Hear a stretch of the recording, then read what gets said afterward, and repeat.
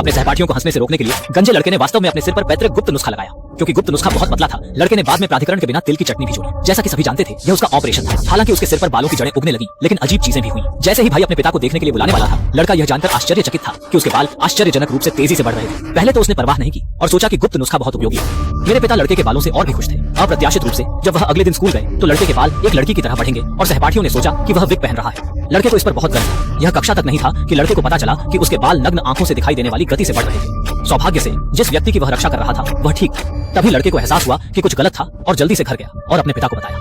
मैंने इस बारे में बताया, लेकिन पिता को लगा कि यह उनकी पिछली गंजापन की भरपाई थी और उसने परवाह नहीं। जैसा कि सभी जानते थे, इसने नानहाई में जीवन को गंभीर रूप से प्रभावित किया है। जब आप सोते हैं तो आपको अपने बालों को उठाना होगा, इस डर से कि बाल आपको दम घुटने का कारण बनेंगे। यहाँ तक कि जब मैं आमतौर पर दरवाजे से बाहर जाता हूँ, जब तक हवा के बाल होते हैं तब तक वे शाखाओं के साथ लपेट जाते हैं। लड़का जानता था कि यह सच नहीं है। इस समस्या को हल करने के लिए उसने तुरंत विग कारखाने के साथ सहयोग किया और 2.5 साल तक इस तरह बने रहे। उसके बाल अब नहीं उगे। आखिरकार लड़का सामान्य जीवन में लौट आया।